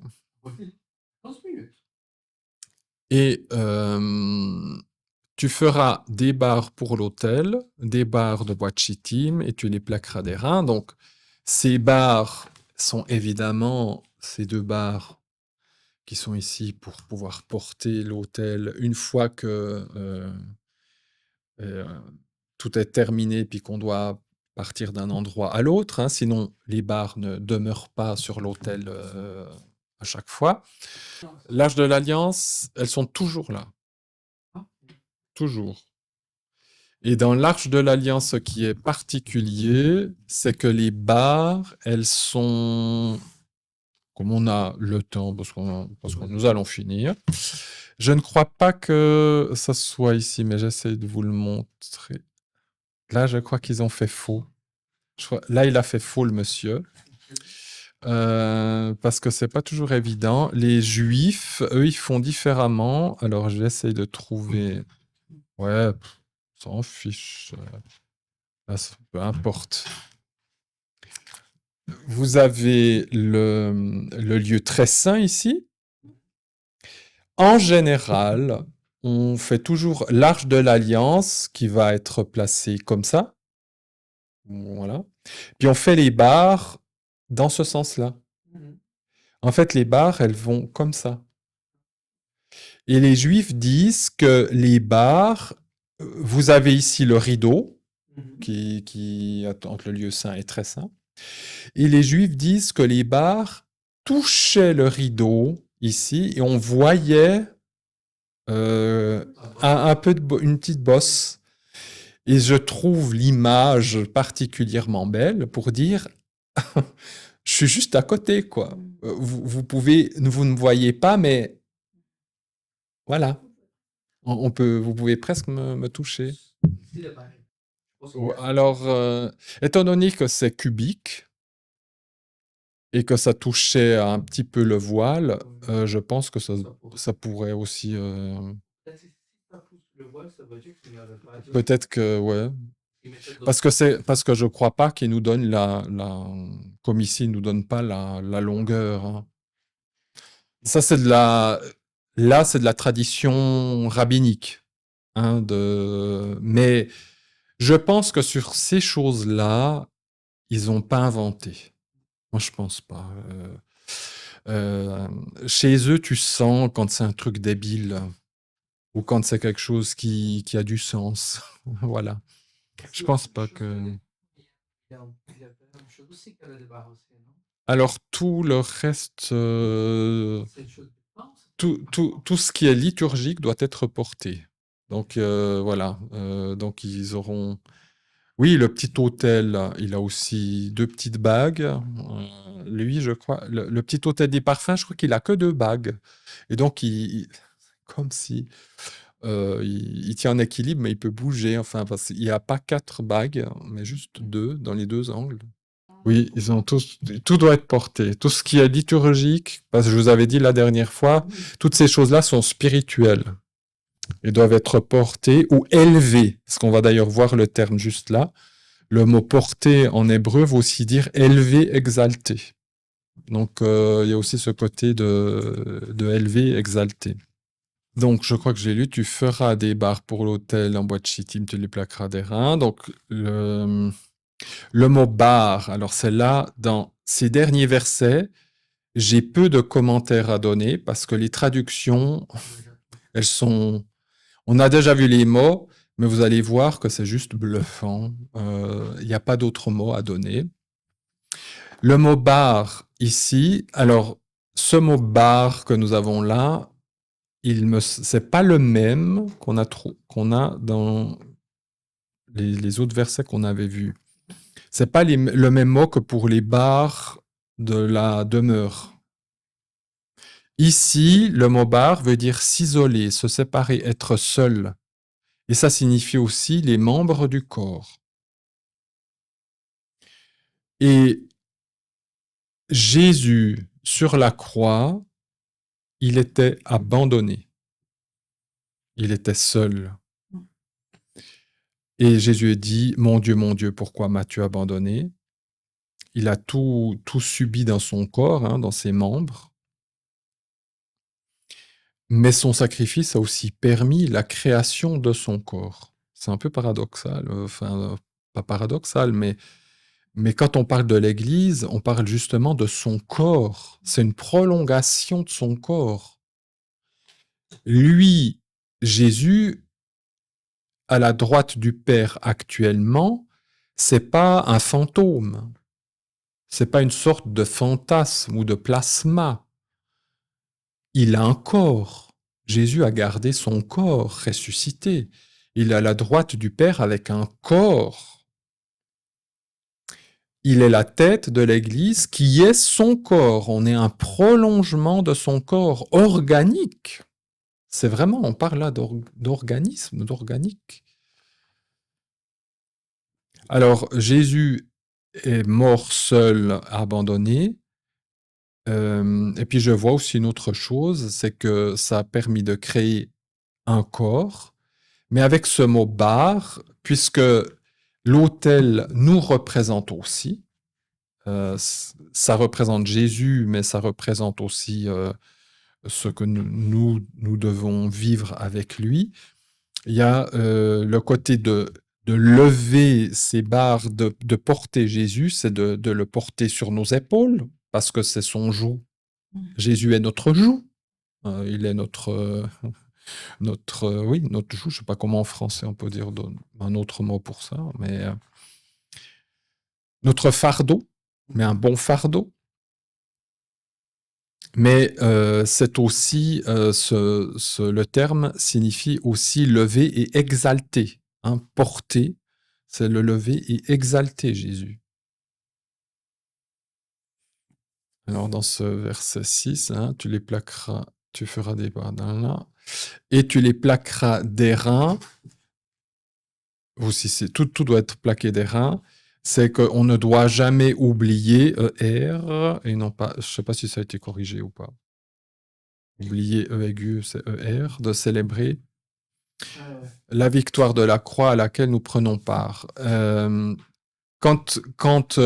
Puisque ces barres sont pour nous, alors là, à l'époque, c'était des Lévites qui devaient porter, mais nous sommes aussi maintenant des Lévites, on est tous prêtres. quand on quand on exalte le sacrifice de Jésus, de ne pas oublier, eh bien, que tout ce que l'image du bronze, elle signifie. C'est quelque chose, voilà. Jésus a été frappé pour nous à cause de nos péchés, et donc c'est pas quelque chose c'est pas quelque chose que l'on doit prendre à la légère. Ça reste quelque chose de sérieux, de dur, mais en même temps, bien sûr, qu'il y a l'amour et la miséricorde qui sont derrière. Mais là, c'est la personne qui s'est donnée pour nous. Et on fera venir. Alors là, les 2 derniers versets sont. On peut les traduire d'autres manières et vous allez voir ce que ça donne. Et on fera venir ces barres dans les anneaux, et les barres seront sur les 2 côtés de l'autel lors de son transport. Littéralement, il sera fait venir ces barres dans ces bagues. Alors, la plupart du temps, tous les verbes sont au futur. Hein. Tu feras, tu feras, tu feras. Tout ça n'est pas anodin, puisque le verbe au futur de l'inaccompli, ça signifie que c'est quelque chose qui doit se faire à un moment donné. C'est pas encore fait et ça se fera. On sait que tout ce qui est, toutes ces images qu'on trouve dans la tente de la rencontre, eh bien, c'est prophétique. Alors maintenant, ça s'est fait, on est d'accord. Mais à l'époque où Moïse reçoit ça, c'est que ça se fera. Et donc, quand on fera venir ces barres dans ces bagues, c'est quand on fera venir. Qui va faire venir ces barres? Le fait que Jésus soit isolé, soit seul, dans ces bagues, c'est-à-dire que cette alliance va s'accomplir, cette nouvelle alliance va s'accomplir. Qui va faire ça? Qui va faire venir ces barres dans ces bagues? Plus de manière beaucoup plus humaine, beaucoup plus. Qui est-ce qui va faire que cette nouvelle alliance puisse s'accomplir?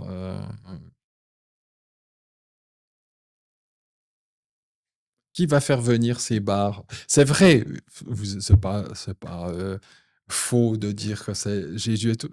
C'est son peuple. C'est son peuple qui va accomplir tout ça. Ce qui est absolument j'ai envie de dire, dans la programmation de Dieu et sa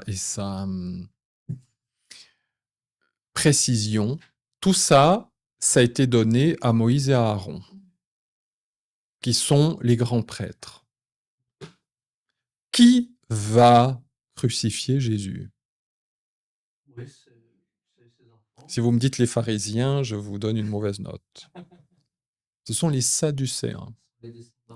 Ce sont les. Alors, ceux à l'époque de Jésus, pas tout à fait. On ne sait pas trop qui c'était. C'était de la racaille. On ne savait pas trop d'où ils venaient. C'est Hérode qui les avait placés environ 40 ans avant Jésus. Oui, avant sa naissance. Donc, voilà. Mais peu importe. C'était des grands prêtres. Ce sont eux qui ont décidé de la mort de Jésus. Il y avait des pharisiens qui se sont mis avec, oui, il y avait des pharisiens pourris, qui étaient plus politiquement bizarres et tout, et qui se sont mis avec eux et qui ont aussi voulu que Jésus meure. Mais ce ne sont pas les pharisiens qui ont décidé de dire on veut crucifier Jésus. C'est une initiative d'abord des Sadducéens, de ces gardiens du temple. Donc il sera fait venir ces barres dans ces bagues. Je veux dire, quand le temps fixé par le Père sera accompli, eh bien, ces choses-là vont se réaliser.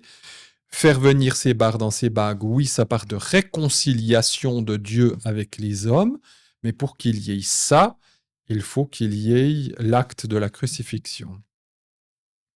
Et le texte dit, « Et les barres seront sur les 2 côtés de l'autel. » Il faudrait qu'on fasse de l'hébreu pour que je puisse vous prouver ce que j'avance. Hein. Mais ça peut se lire. Je ne transforme pas la phrase, rien du tout. Hein. je pourrais dire « et les membres du corps seront sur 2 poutres ». Et moi, j'aimerais même que s'il y a un juif qui parle hébreu, qu'il puisse me dire si je me gourre ou pas. Mais je vous assure. Les barres seront sur les 2 côtés de l'autel. Je peux traduire ça aussi, je peux le lire en hébreu d'une autre manière. Les barres, ça peut se traduire par les membres du corps, seront sur 2, et les côtés de l'autel, ça peut se traduire par poutre ou planche. Donc, ça veut dire que Jésus s'est prophétisé que le Messie sera sur 2 planches ou 2 poutres. Et c'est effectivement ce qui est arrivé. Jésus a été crucifié sur 2 poutres séparées. Lors de son transport, littéralement quand on le porte, mais on peut aussi le traduire au moment de l'élévation. Ça veut dire que lorsque le Messie sera seul dans l'accomplissement de son alliance, dans ses bagues, dans le fait qu'il accomplisse la nouvelle alliance, puisque c'est ça qu'il dit, c'est que la nouvelle alliance en mon sang, elle se fait à la croix. Il sera sur 2 planches, et que le moment de la croix, c'est le moment de l'élévation suprême. Donc moi, ce verset, il me bluffe, je suis admiratif, je ne sais pas quel mot utiliser. L'hébreu nous dit exactement ce qui va arriver. Voilà, c'est 1500 ans avant que ça arrive. Et le verset 8, il est dit « Tu le feras creux en planche, comme il t'a fait voir dans la montagne, ainsi ils feront. » Creux de planche, tu le feras. Ça peut aussi se lire « percé par les tables, percé par des tables, tu le feras. » Et ce mot table, il est utilisé aussi pour les tables de la Torah. Ça veut dire que Jésus est percé à cause des tables de la Torah. Alors littéralement, c'est ça, c'est creux. Tu mets des planches et puis tu le fais creux dedans. Voilà. C'est un creux de planche. C'est des planches qui font un creux au milieu. Il n'y a rien d'autre. Alors, au niveau, je vais dire, menuiserie, ça veut simplement dire que tu feras 4 planches puis il sera creux. Mais si on le lit d'une manière plus prophétique, c'est percé par des tables, tu le feras. Et c'est sous-entendu, à la croix, Jésus, c'est la Torah qui le condamne. Parce que c'est là qu'il prend tous les péchés. Oui, c'est au nom de... Alors, pour les Sadducéens, c'était au nom de la Torah qu'ils l'ont condamné. Ils ont dit, tu blasphèmes. Enfin, voilà, tu te prends pour Dieu. Enfin, voilà, donc la Torah, c'était un mauvais motif. Enfin, dans le sens... mais c'est là-dessus, il a dit, ils ont choisi le blasphème des blasphèmes, c'est-à-dire, tu te prends juste pour Dieu. Et la Torah demande que des personnes qui se prennent pour Dieu, elles doivent être simplement, normalement, elles doivent être lapidées, quoi. Mais là, ça mérite la crucifixion. C'est normalement la lapidation. Ah non. Si Jésus avait été lapidé, ça n'aurait pas eu le même... Non. Parce que la Torah, il n'y aurait pas eu la malédiction. Il serait mort injustement, évidemment, mais il n'aurait pas été maudit par la Torah. Pour être maudit par la Torah, c'est écrit noir sur blanc dans le Deutéronome, il faut être pendu. Donc, à la croix, on est pendu. Donc, sans être pendu, il n'y a pas la malédiction de la Torah. Et c'est pour ça, nous, on a de la peine à comprendre en tant qu'occidentaux, ou j'ai envie de dire, d'une église tellement mal enseignée, pourquoi la croix est un tel scandale pour les Juifs. Tu te dis, oui, Jésus est mort à la croix pour mes péchés, voilà. S'il était mort ailleurs, voilà. Est-ce que ça serait pas, c'est peut-être joli, l'image de la croix, c'est plus joli, entre guillemets. Non, ça a une intention bien particulière, c'est que s'il était mort d'une autre façon, il pouvait pas y avoir la malédiction de la Torah. Et c'est uniquement, la Torah est très claire là-dessus, la malédiction n'est donnée ou n'est faite que lorsque le corps est pendu au bois. Elle dit même au bois. Donc ça doit être pendu sur un arbre ou quelque chose qui est de structure d'un arbre. Donc les Sadducéens, en disant il faut qu'on le crucifie et non pas qu'on le lapide, Étienne a été lapidé. C'est que les Sadducéens ne voulaient pas faire de Jésus un martyr, parce que pour les autres, ça aurait été, ils auraient dit ah bah on aurait pu en faire un martyr, comme Étienne après a été un martyr. Mais en disant nous allons spécifiquement demander aux Romains de le mettre sur une croix, comme ça il n'y a plus de contestation, Jésus est maudit.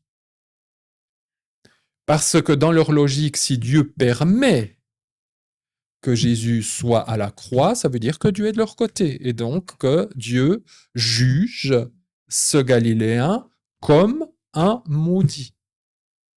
Mais dans la réalité, et c'est exactement ce que le texte dit, et c'est ça, moi, qui me fait des frissons dans tout le corps, tu le feras creux en planche, comme il t'a fait voir dans la montagne. C'est la même chose qu'on a vu la dernière fois. Mais qu'est-ce qu'il dit à la fin de ce verset 8 ? Ainsi, ils feront. Ou on peut même dire, oui, ils feront. C'est qui ce « ils » ? Le peuple. C'est le peuple, mais c'est encore une fois les Sadducéens. C'est le peuple, oui, mais c'est surtout les Sadducéens. La croix est existée depuis longtemps. Non, non, non, non. Ça a commencé avec les Babyloniens. Il y avait déjà, les Romains ont pris ça des Babyloniens. Les Phéniciens faisaient ça aussi. Oui, les Phéniciens. Voilà, donc les Romains ont repris cette technique de torture. Et, mais pour dire, comme il t'a fait voir sur la montagne, où c'est un lieu de révélation, et tout, on avait vu ça. Puis, comme on t'a fait voir, je crois que, je sais pas si je l'avais dit la dernière fois, le verbe voir, c'est vision, c'est prophétique, hein, comme on t'a fait voir. On peut traduire plus littéralement ou plus dans un hébreu plus moderne, oui, ils feront. Et j'ai envie de dire que dans ce verset 8, nous avons vu dans ces 8 versets l'autel qui nous parle du sacrifice de Jésus dans un peu, j'ai envie de dire, tous les détails. Et dans des détails fous, qu'il est même crucifié sur 2 planches. Mais il dit à la fin, oui, ils feront, ainsi ils feront. Et j'ai envie de dire que la crucifixion, que les Sadducéens disent, on décide que Jésus soit mis sur une planche, comme ça, il est condamné par la Torah, mais c'est ce qu'il fallait, c'était le but de Dieu. Il fallait que le Messie soit sur la croix pour qu'il porte la malédiction de la Torah. C'était la volonté de Dieu. Donc les Sadducéens ont fait quelque chose en pensant, comment dire, éliminer celui qui était à éliminer, puis comme ça, tout le monde verrait que Jésus est un maudit, et puis maintenant, on va plus en parler, parce que maintenant, c'est terminé, parce que aux yeux de tous les Juifs, Marie, Jean, tous les disciples, c'est ce qu'ils pensaient. Hein. Ils ne pouvaient pas penser autre chose, puisque la Torah le dit. Ça veut dire quoi ? Jésus, il est en train de mourir à la croix, il est sur la croix, Dieu l'a laissé faire, donc il est maudit. Donc c'est qui, lui ? Ah oui, alors ils ont beau être simples, mais ils connaissaient la Torah par cœur. Hein. À 13 ans, tout ça. Ah non, non, non, non. Oui, oui, c'est des gens du peuple, mais qui connaissent très bien la Torah, puis qui connaissent ce verset. Et donc, ils disent, ben alors si Jésus meurt à la croix, et donc, comme la Torah dit, celui qui est pendu à la croix est maudit, ça veut dire que celui qu'on a suivi pendant 3 ans, c'est un imposteur. Ben après, on retourne à la pêche et puis tout, puis on a de nouveau. C'est pour ça qu'ils ont repris leur vie normale. Mais ça devait être total. Mais moi, je les comprends qu'ils se mettent ensemble en train de dire, mais vous vous rendez compte, on a été victime, abusé par un beau parleur, enfin, etc. Mais quand ils ont Oui, oui, oui, mais tu dois complètement quand même tout perdre tu vois, c'est un petit peu, j'ai envie de dire, comme notre pauvre Abraham qui a enfin un enfant, puis que Dieu dit va le crucifier, enfin va le sacrifier. Mais attends, Seigneur, tu m'as dit ce serait lui qui serait la descendance, c'est tout ça. Maintenant, tu dois. Alors, il n'y a qu'une seule solution. Bon, lui, il disait, il va le ressusciter. Enfin, il faut trouver une solution à cette dissonance cognitive. Ça devient insoutenable pour mon cerveau. Alors c'est vrai qu'ils étaient convaincus en voyant Jésus faire tous ces miracles et tout ça, mais vous savez, les rabbins disaient, mais il fait ces miracles au nom de Satan, enfin voilà, que tout ça, ça pouvait aussi leur tomber dans la tête. Hein. Mais en fait, on s'est fait complètement. Mais bien sûr, bien sûr. Alors, ils ont vu ça. Ils ont vu ça dans la montagne. Mais il y a dans le texte quelque chose de caché, comme il t'a fait voir sur la montagne, oui, ils le feront. Ça veut dire que tout ce qui est annoncé là-dedans, oui, ils le feront. C'est que je veux, c'est comme ça que moi je l'interprète, mais je crois que je me trompe pas beaucoup. C'est que moi, Dieu, le Dieu d'Israël, je veux que ton peuple, c'est lui qui s'occupe du sacrifice de mon Messie. Et plus spécifique des Sadducéens. Tout à fait. C'était les futurs Sadducéens. Ça ne s'appelait pas encore comme ça. Mais c'est les prêtres. Oui, ce sont les grands prêtres. Et ce que je trouve, ça signifie que Dieu le sait, mais ça signifie que Dieu sait tout d'avance et que c'est sa volonté que ça soit la caste des Sadducéens, enfin la future caste des Sadducéens, des descendants des prêtres, qui s'occupe spécifiquement de la mise à la crucifixion. Qu'ils aiment Jésus ou pas, qu'ils soient d'accord avec lui ou pas, qu'ils soient ses amis ou pas. Enfin, si tu amènes quelqu'un à la crucifixion, en général, t'es pas ton ami. Mais je trouve dans ce verset que c'est la volonté de Dieu, que ça soit son peuple. J'ai envie de dire, il a envie que ça soit ce peuple-là qui l'exécute. Il veut pas que ça soit dans les mains de. Alors bien sûr que ce sont les Romains après qui vont s'occuper. Mais Ponce Pilate, c'est vrai que lui, voilà. Mais il voulait que ça soit spécifiquement son peuple qui s'occupe de la crucifixion, qui s'occupe de mettre à mort celui qui doit être envoyé. Tout ça, ça nous apprend quoi? Ça nous apprend que jamais on peut avoir cette théologie complètement antisémite, j'ai envie de dire. Étant donné que les Juifs ont mis à mort Jésus, ils n'ont plus droit au salut, enfin ils ont tué Dieu, c'est de leur faute, ils n'ont rien compris. Non, c'est Dieu qui a prévu. Oui, ils feront. C'est comme ça que moi je veux que les choses arrivent. Donc j'ai prévu de toute éternité que ça soit mon peuple que j'aime qui s'occupe de ma mort. Ça va tout à fait à l'opposé de dire que ce peuple a tué Dieu, ils ont tué Jésus, donc ils sont. Non, c'est Dieu qui a voulu ça. Donc même ça, c'est Dieu. Il a créé même. Et oui, c'est vrai qu'il a créé son peuple même pour ça. Et que, ben voilà. Oui, c'est vrai que Israël, il parle d'Israël, que son épouse, une épouse, une épouse quelque peu infidèle. Oui, mais c'est vrai que Dieu a fait ce peuple-là, il a choisi ce peuple-là et dit aussi, tu as la nuque raide, c'est que tu es un peuple quand même dur, mais il a décidé, c'est comme ça, c'est même lui qui l'a façonné, ce peuple. Il a voulu que ce soit ce peuple-là qui l'amène jusque-là et qui fasse ce qui doit être fait. Et quand on lit les Actes des Apôtres, Pierre dit quoi aux Sadducéens et aux pharisiens et à toute la caste religieuse? Vous avez fait ça dans votre ignorance. Maintenant, vous avez aussi droit au salut. Vous pouvez aussi goûter de cet autel. C'est vous qui l'avez amené sur l'autel, mais vous pouvez aussi revenir à cet autel et vivre de cet autel. Après, ça, c'est le choix de chacun. Mais son but, et c'est ça que j'aime, ainsi, ils le feront. C'est comme ça, c'est programmé.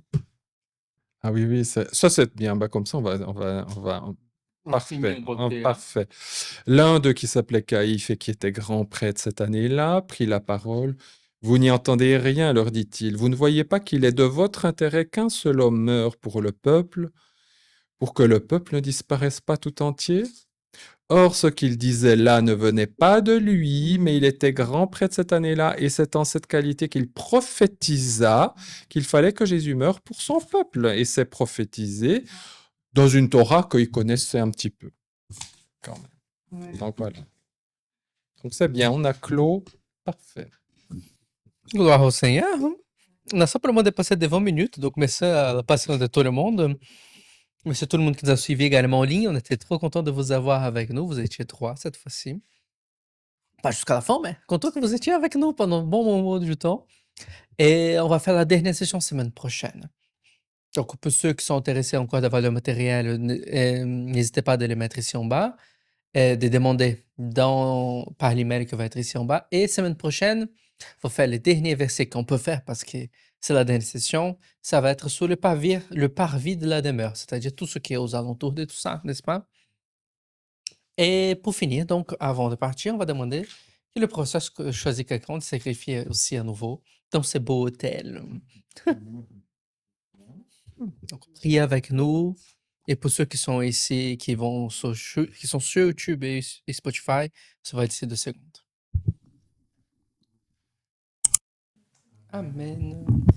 Amen. Merci à tout le monde d'avoir suivi. Hâte de voir vous semaine prochaine pour notre dernière session. Les prochains séminaires, ça va être au mois de juillet. On va encore voir les dates. Il va être cette fois-ci seulement des 3 sessions. Donc, hâte de vous voir dans tout ça, hâte aussi également dans la chaîne. Et n'hésitez pas de mettre un commentaire, liker et également de s'abonner si vous n'avez pas encore fait. Soyez bénis et à la prochaine. Au revoir.